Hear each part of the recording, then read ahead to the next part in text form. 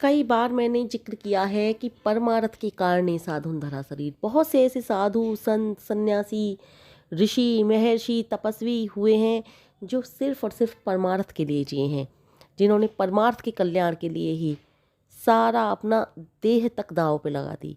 ऐसे ही एक गायत्री साधक हुए, बहुत बड़े गायत्री साधक, और उन्होंने एक श्रेष्ठ समाज की स्थापना की जिसे आर्य समाज के भी नाम से जाता है। और वो कोई और नहीं, महर्षि दयानंद सरस्वती थे। महर्षि दयानंद सरस्वती ने गायत्री मंत्र के विषय में बहुत कुछ कहा, वो मैं कई वीडियो में आपको बताती रहती हूँ। लेकिन महर्षि दयानंद सरस्वती गायत्री साधक तो थे ही, लेकिन उन्होंने समाज के कल्याण के लिए क्या कुछ नहीं किया, उन्होंने बहुत कुछ किया। और हम स्त्रियों के लिए तो उन्होंने इतना कुछ किया कि हम स्त्रियां तो बार बार उनका धन्यवाद करें तो भी कम है, उनकी ऋणी हैं हम, ये समझ लीजिए। कितनी सारी कुप्रथाएं थीं उस समय पर, कोई लोग सोच भी नहीं सकते थे। जिस शताब्दी में उन्होंने इन प्रथाओं को समाप्त किया, नाम औरों को दिया, लेकिन असली श्रेय उन्हीं का था। सती प्रथा में राजा राम मोहन का नाम आता है कि राजा राम मोहन राम ने सती प्रथा खत्म की थी, लेकिन पीछे से जो हाथ था वो उन्हीं का था। उन्होंने कभी अपने आप को आगे नहीं आने दिया, कभी भी अपने आप को, उनके हृदय में ये लालसा थी ही नहीं कि मैं सिर्फ अपना नाम लूं, मेरा नाम होना चाहिए। उन्होंने दूसरों के बल पर, दूसरों के का नाम करके, जैसे कि श्रेय किसी और को दिया जाता है, ऐसे ही उन्होंने दूसरों को श्रेय दिया। सती प्रथा ही नहीं, विधवा विवाह उन्होंने ही शुरू कराए। उनका तात्पर्य यह था कि विधवा वो हो गई तो उसमें उसका क्या दोष। एक पुरुष कितने ही सारे विवाह कर सकता है, लेकिन स्त्री का पति खत्म हो गया तो वो दूसरा विवाह नहीं कर सकती। ताउम्र ऐसे ही जीवन व्यतीत करती रहे। छोटी सी उम्र में उस समय शादियां हो जाया करती थी। किसी न किसी कारणों से यदि पति मारा गया तो विधवा विवाह नहीं होते थे, सती कर देते थे उस स्त्री को वहीं पर। और जब सती प्रथा खत्म हुई तो विधवाओं की शादी का ही प्रथा नहीं थी, वो भी उन्होंने ही खत्म कराई। कितनी कुप्रथाओं से उन्होंने स्त्री जाति को उबारा।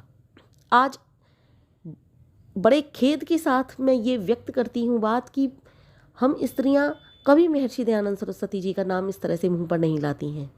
हमें उनका बार बार शुक्रिया अदा करना चाहिए कि उनकी वजह से ही आज मैं ये गायत्री मंत्र के प्रवचन भी दे पा रही हूँ, तो उन्हीं की वजह से दे पा रही हूँ, क्योंकि हम स्त्रियों को गायत्री जप की भी अनुमति नहीं थी। हम स्त्रियों को गायत्री जप तो क्या, वेद और शास्त्र सुनने की भी अनुमति खत्म कर दी गई थी। हाँ, पूर्व काल में थी। पूर्व काल में गार्गी के साथ शास्त्रार्थ किया था याज्ञवल्क्य जी ने। पूर्व काल में, जब मैं ऐसे लोगों से पूछना चाहती हूँ, विवाह होते हैं तब भी तो मंत्रोच्चार होते हैं वेदों के, क्या तब स्त्रियां मंत्रोच्चार नहीं सुनती हैं वेदों की? क्या अकेले पुरुष की शादी होती है उस समय? तो स्त्रियों को मंत्रोच्चार यानी कि वेद शास्त्रों के मंत्र भी सुनने की अनुमति नहीं थी। गायत्री जप तो बहुत दूर की बात है।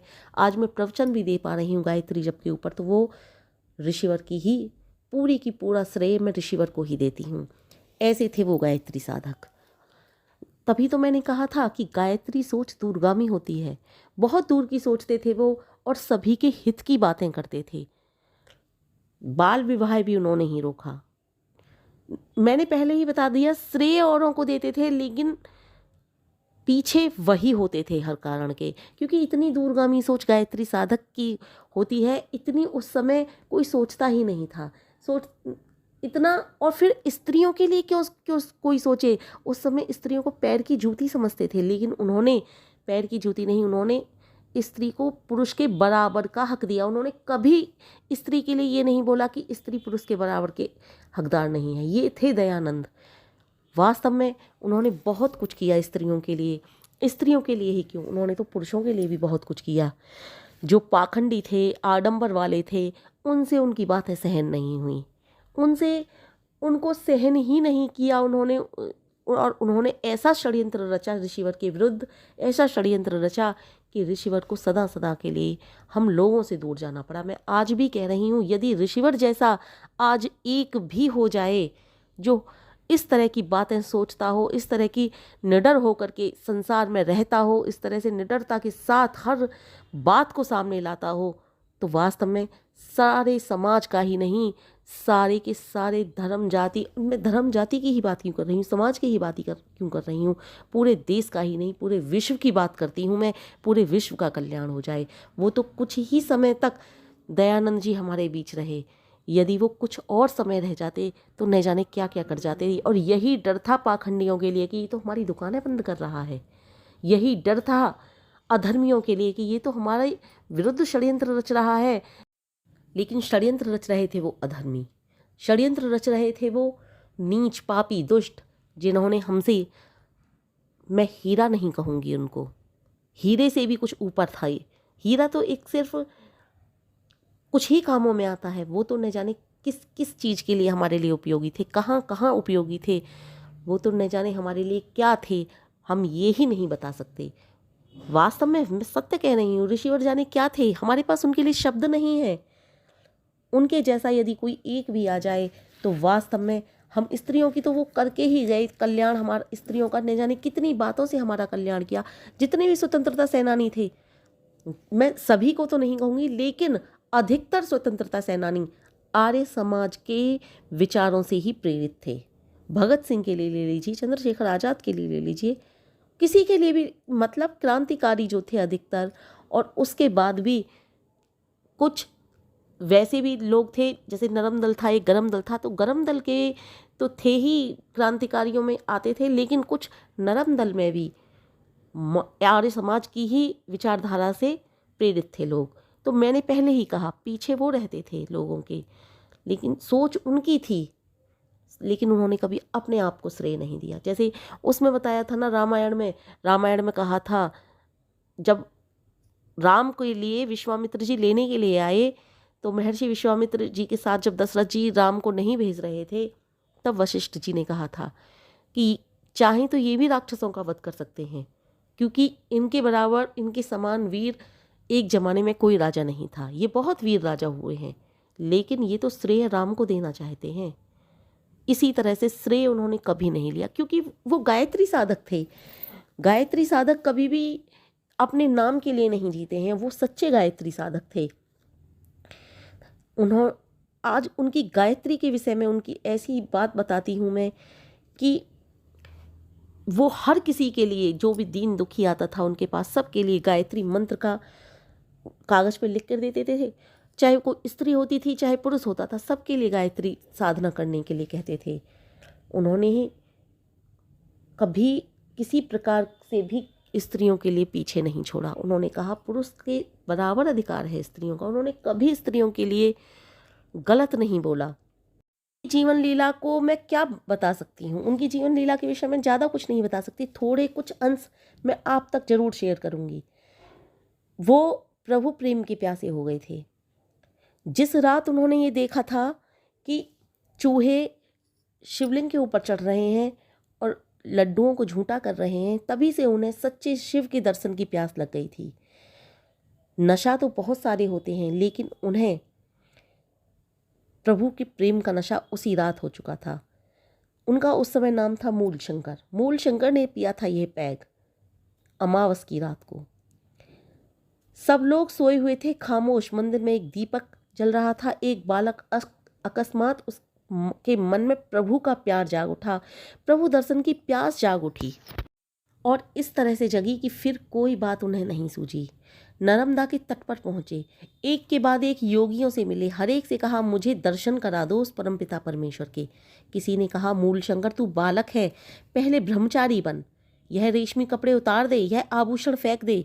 अकेले थे पिता के, रेशमी कपड़े तो इसलिए पहनते थे, आभूषण इसलिए पहनते थे कि उस समय जो धन धान्य से संपन्न परिवार के लोग होते हैं वो आभूषण बहुत पहना करते थे। तो इनके पिता के पास किसी चीज़ की कमी नहीं थी। देखिए, किसी चीज़ की कमी नहीं थी, फिर भी परमपिता परमेश्वर का ऐसा नशा चढ़ा था इन पर। तप के मार्ग को अपनाया इन्होंने। इसके बाद दर्शन करने की बात सोची।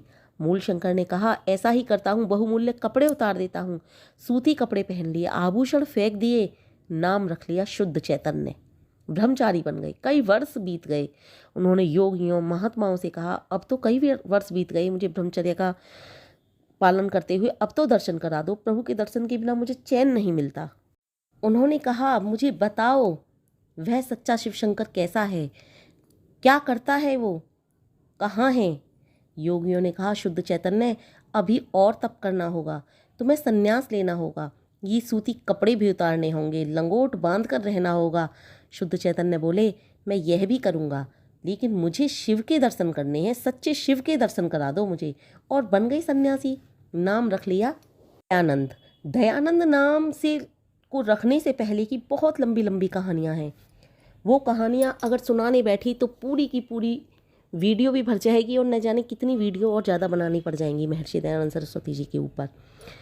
बहुत लंबी कहानी है और वो कहानी वास्तव में ऐसी कहानी है कि हम स्त्रियों को तो वास्तव में नतमस्तक होकर के सुननी चाहिए, क्योंकि उन्होंने हम लोगों के लिए बहुत कार्य किए हैं।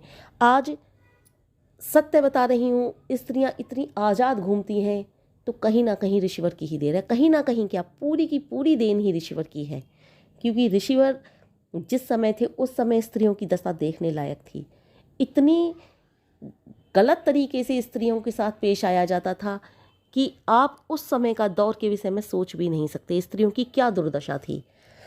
तो इस कहानी के बीच में उन्हें विरजानंद जी भी मिले थे। विरजानंद जी महाराज, उन्होंने उनको ज्ञान दिया था, वही उनके गुरु थे, सच्चा ज्ञान उनको वहीं से प्राप्त हुआ था।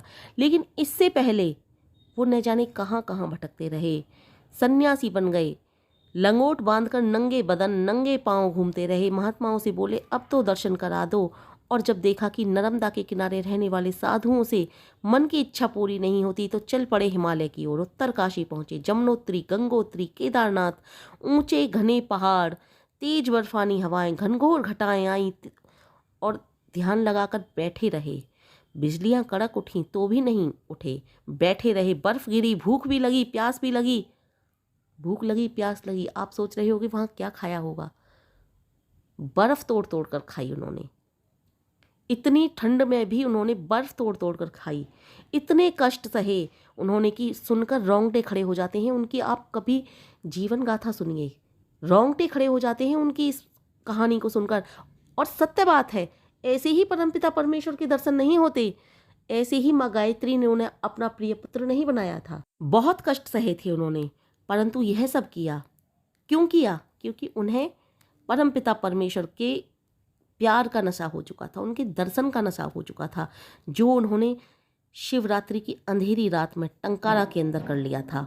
टंकारा उनके गांव का नाम।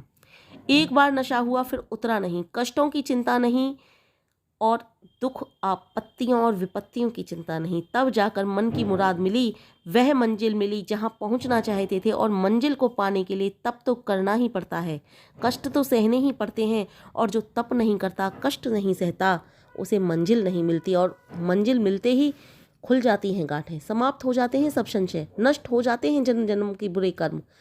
जब इस परम परमात्मा की अपरंपार महिमा हो जाती है और उसके अंदर हर तरह की पवित्रता आ जाती है, उसके व्यवहार में, जीवन में आनंद भरी मस्ती, उसके चेहरे पर एक मनमोहिनी रोशनी जाग उठती है। यह सब कुछ उन्होंने कष्ट सहे, सब कुछ किया और गुरु बनाया विरजानंद जी के लिए। विरजानंद जी के लिए गुरु बनाया और विरजानंद जी ने उनसे मांगा तो उनका सर्वस्व जीवन मांगा। उन्होंने कहा इस समय पूरे देश में क्या दीनहीन दशा हो रही है, क्योंकि उस समय गुरुओं के लिए देने के लिए कुछ उपहार लेकर के आते थे शिष्यजन। तो उन्होंने भी सोचा मैं भी अपने गुरु के लिए उपहार लेकर के जाऊं, तो कहीं से लौंग मांग करके लाए थे, क्योंकि विरजानंद जी के लिए लौंग बहुत प्रिय थी। महर्षि विरजानंद जी ने जब उन लौंगों को देखा तो अश्रु निकल पड़े। छू करके देखा, अंधे थे तो अश्रु निकल पड़े। बोले गुरुजी आप रो क्यों रहे हो? बोले मैंने तो सिर्फ गुरु दक्षिणा मांगी थी क्या? तो बोले आप कहिए गुरुजी मैं आपको क्या गुरु दक्षिणा दूं, और अगर ये आपको पसंद नहीं आई तो बोले मैं गुरु दक्षिणा में तुझसे तेरा सर्वस्व जीवन मांगता हूँ। उन्होंने एक क्षण भी नहीं लगाया, एक क्षण नहीं सोचा कि आप गुरुजी मुझसे क्या मांग रहे हो। बोले ठीक है गुरुजी। बोले इस समय दीनहीन दशा है भारत देश की, इस भारत देश की इस दशा को संभालो। तुम ही हो एक ऐसे जो इस भारत देश की दशा में परिवर्तन ला सकते हो, इस भारत देश की दशा को परिवर्तित कर सकते हो। देखिए गुलामी की जंजीर में जकड़ा हुआ है इस समय मेरा देश। महर्षि दयानंद सरस्वती जी ने भी अपना सर्वस्व दान दे दिया। जीवन कहा था गुरु से तो वचन निभाया, संपूर्ण जीवन दे दिया दान और निकल पड़े अपने अभियान पर। जगह जगह जा कर के बगुल बजाया। पाखंडियों के जो षड्यंत्रकारी थे, जो षड्यंत्र कर रहे थे, सबके खिलाफ मोर्चा खोल दिया। लेकिन षड्यंत्रकारियों ने हमारे बीच से एक ऐसे अनमोल रत्न तो भी खूबसूरती के और इन चीज़ों के काम आते हैं, उनको तो अनमोल रत्न से भी ऊपर कुछ कहा जाए तो भी कम ही होगा। उनको हमारे बीच में से छीन लिया, हमारे बीच में से ख़त्म कर दिया। वे सोच रहे होंगे कि हमारे बीच से उन्होंने ख़त्म कर दिया, लेकिन उनकी यादें, उनके कारनामे हमारे बीच से कभी ख़त्म नहीं हो सकते। उनको हम लोग कभी नहीं भूल सकते। कैसे थे ऋषि दयानंद, क्या थे ऋषि दयानंद, ये हम उनके विषय में बोल ही नहीं सकते, क्योंकि उन्होंने जो कुछ किया है वो कोई साधारण मनुष्य तो कर नहीं सकता। उनके अंदर माँ गायत्री की ही असीम शक्ति थी। वो मूर्ति पूजा को गलत मानते थे, लेकिन उन्होंने गायत्री मंत्र को हमेशा सत्य माना, क्योंकि गायत्री मंत्र में सिर्फ परमपिता परमेश्वर का ही तो ध्यान आता है। लेकिन हम लोग गायत्री साधक जो होते हैं वो सिर्फ परमपिता परमेश्वर को मानते थे। वो कहते थे संपूर्ण जगत का परमपिता परमेश्वर एक ही है, और हम लोग भी तो यही कहते हैं। हम गायत्री मंत्र को मानते हैं, गायत्री मंत्र का जप करते हैं, और गायत्री मंत्र को सर्वोपरि इसलिए मानते हैं क्योंकि गायत्री मंत्र से हमें जो अनुभव प्राप्त होते हैं वो कहीं किसी भी चीज़ से हमें अनुभव प्राप्त नहीं हुए। और यही सब तो महर्षि दयानंद सरस्वती ने कहा था कि गायत्री मंत्र महामंत्र है। सर्वप्रथम गायत्री मंत्र को महामंत्र कहने वाले वही थे। यही तो कहा था हर किसी को गायत्री मंत्र जपना चाहिए। बस हम गायत्री साधक गायत्री मंत्र को जपते हैं तो गायत्री माँ के नाम से परमपिता परमेश्वर को पुकारते हैं, और माँ के रूप में इसलिए पुकारते हैं क्योंकि माँ सबसे बड़ी होती है। माँ ही तो बच्चे को निस्वार्थ भाव से प्रेम करती है। माँ से बढ़कर बच्चे को कोई प्रेम नहीं कर सकता, इसलिए हम उसे माँ भी कह देते हैं। लेकिन सत्य बताती हूँ, यदि हम स्त्रियों को गायत्री मंत्र का जपने का अधिकार प्राप्त हुआ तो वो एक दयानंद जी की ही वजह से, ऋषिवर की ही वजह से। उनको कोटि कोटि नमन है मेरा कि उन्होंने हमें ये सब अधिकार दिलाए। हम स्त्रियों को तो पढ़ने का भी अधिकार नहीं था उस समय। हम स्त्रियां पढ़ भी नहीं सकती थीं, शिक्षा भी प्राप्त नहीं कर सकती थी। वेद और शास्त्र का अध्ययन करना तो बहुत दूर, पूर्व काल की बात नहीं कर रही, पूर्व काल में तो सारे अधिकार थे स्त्रियों को। ये बीच में कुछ समय ऐसा आया था, कुछ समय क्या, बहुत कुछ समय ऐसा आया था जिस समय हमें स्त्रियों को अधिकारों से वंचित रखा गया था। और उस समय हमारे लिए कोई फरिश्ता बन करके आए थे ऋषिवर। इतनी दूरगामी सोच, उस समय कोई इतनी दूरगामी सोच को सोच भी नहीं सकता था। उन्होंने तो किसी भी तरह से कोई भेदभाव नहीं किया, ना स्त्री में ना पुरुष में। उन्होंने हर अधिकार स्त्रियों को दिए, प्रत्येक अधिकार स्त्रियों को दिया। उन्होंने कभी नहीं कहा कि पुरुषों से स्त्रियां किसी भी दशा में कम हैं। उन्होंने सब अधिकार स्त्रियों को दिए। और आज वो होते तो शायद जैसे कुछ बेटियों के लिए अधिकारों से वंचित रखा जाता है, वो और भी कितना कुछ बदलाव लेकर के आते, और भी न जाने कहाँ कहाँ की क्रांतियाँ लाते, क्योंकि ऐसी सोच कुछ ही साधकों की होती है। और गायत्री साधक की ऐसी दूरगामी सोच होना स्वाभाविक है। वास्तव में उन्होंने बहुत नई क्रांति लेकर के आए थे, और उन्होंने कभी जाति व्यवस्था पर भी विश्वास नहीं किया। उन्होंने वर्ण के आधार पर जो लोग बटे हुए थे उनको भी उन्होंने कहा वर्ण के आधार पर भी कर्मों के आधार पर बटे हुए हैं। जिसका जैसा कर्म वो उसी ही वर्ण को चुनता है और उसी वर्ण में रखा जाना चाहिए। उन्होंने कभी भी किसी भी जाति व्यवस्था को, जैसे उस समय जाति व्यवस्था बहुत जोरों पर थी, छुआछूत जाति व्यवस्था, उन्होंने इन सब का पुरजोर विरोध किया।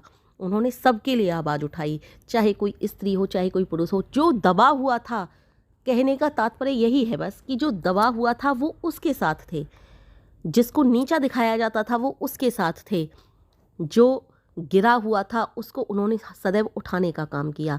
ऐसे थे गायत्री साधक ऋषिवर दयानंद।